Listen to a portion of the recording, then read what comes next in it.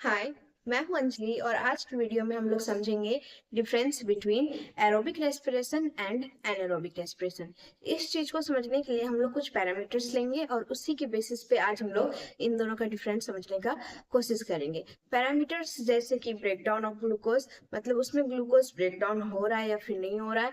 Aerobic respiration मतलब oxygen के presence में होता है या फिर ऑक्सीजन के अब्सेंस में होता है।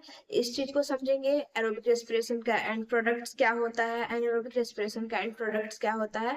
इन सब के बेसिस पे आज हम लोग इसका डिफरेंस समझने का कोशिश करेंगे। आइए फिर वीडियो को स्टार्ट करते हैं। तो सबसे पहले हम लोग देखेंगे, जो पैरामीटर जो सबसे पहले हम लोग लेंगे वो है presence and absence of oxygen. So जो एरोबिक रेस्पिरेशन होता है वो ऑक्सीजन के प्रेजेंस में होता है और जो एनारोबिक रेस्पिरेशन होता है वो ऑक्सीजन के अब्सेंस में होता है। So here respiration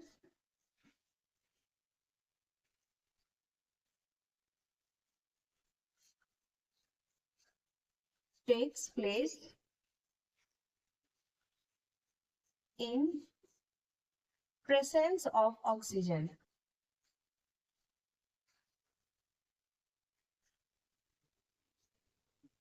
यहाँ पे जो रेस्पिरेशन होता है वो ऑक्सीजन के प्रेजेंस में होता है। And anaerobic respiration, in this respiration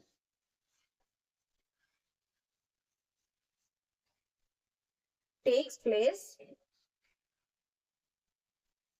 in absence of oxygen। ये ऑक्सीजन के absence में होता है। एनारोबिक रेस्पिरेशन ऑक्सीजन के absence में होता है। हमारा सेकेंड पैरामीटर होगा जिसके बेसिस पे इसका डिफरेंस देखेंगे वो है ब्रेकडाउन ऑफ ग्लूकोज या फिर फूड। तो हम लोग को ये पता होना चाहिए कि एरोबिक रेस्पिरेशन में कंप्लीट ब्रेकडाउन होता है फूड या ग्लूकोज का, और एनारोबिक रेस्पिरेशन में इनकम्प्लीट ब्रेकडाउन होता है। इसमें पूरी तरह से फूड को ब्रेकडाउन कर दिया जाता है और एरोबिक रेस्पिरेशन में आधा मतलब इनकम्प्लीट ब्रेकडाउन होता है ग्लूकोज का। सो यहाँ पे हम लोग नोट डाउन कर लेंगे complete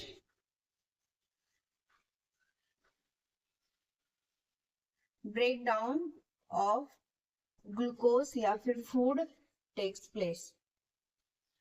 complete breakdown of glucose या फिर food। here इनकम्प्लीट ब्रेकडाउन मतलब पूरी तरह से जो फूड है वो पूरी तरह से ब्रेक नहीं होता, आधा ही इनकम्प्लीट, पूरा तरह से कंप्लीट होके वो ब्रेकडाउन नहीं होता है। इनकम्प्लीट ब्रेकडाउन ऑफ ग्लूकोज और फूड। सो सेकेंड डिफरेंस आप लोग को क्लियर होगा इसका। एंड थर्ड जो हम लोग देखेंगे जिसके पैरामीटर में इसका डिफरेंस समझेंगे वो है इसका एंड प्रोडक्ट्स। जो एरोबिक रेस्पिरेशन है उसका एंड प्रोडक्ट्स होता है CO2 मतलब carbon dioxide and water.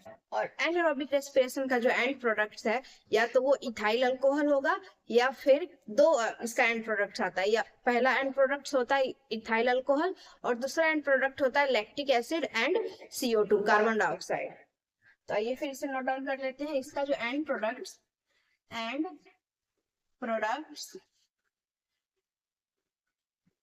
Are, इसका एंड प्रोडक्ट्स क्या क्या है, CO2 एंड H2O। मतलब इसके जो एंड में जो इसका प्रोडक्ट आता है वो कार्बन डाइऑक्साइड एंड वाटर होता है। और एनारोबिक रेस्पिरेशन का एंड प्रोडक्ट्स होता है end products of end products are, पहला है इसमें दो एंड प्रोडक्ट्स आते हैं। पहला होता है इथाइल अल्कोहल और आइदर, यहाँ पे आइदर लिख देते हैं ताकि आप लोग को समझ में आए कि इसमें दो एंड प्रोडक्ट्स आते हैं। इसमें से कोई एक ही आएगा, कोई भी रिएक्शन होगा उसमें से बस एक, इन दोनों में से कोई एक ही उसका एंड प्रोडक्ट रहेगा, दोनों नहीं रहेगा।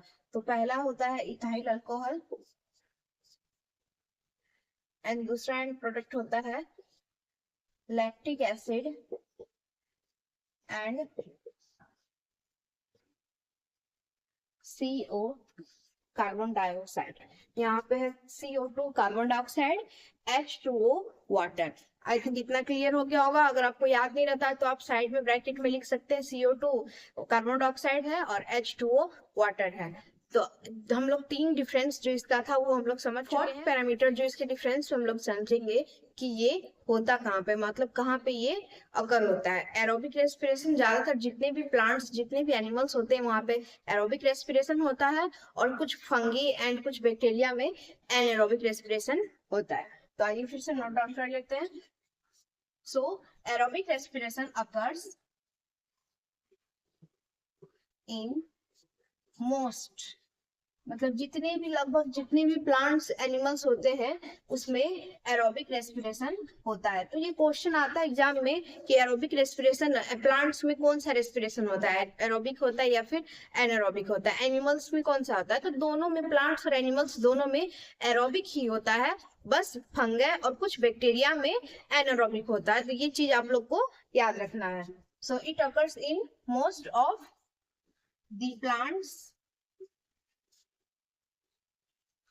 एंड एनिमल्स, जितने भी प्लांट्स होते हैं लगभग उन सब में, और जितने भी एनिमल्स होते हैं सब में एरोबिक रेस्पिरेशन होता है, और एनारोबिक रेस्पिरेशन अकर्स इन फंगे, ये फंगे में होता है, एंड सम बैक्टीरिया, और कुछ बैक्टीरियाज में होता है।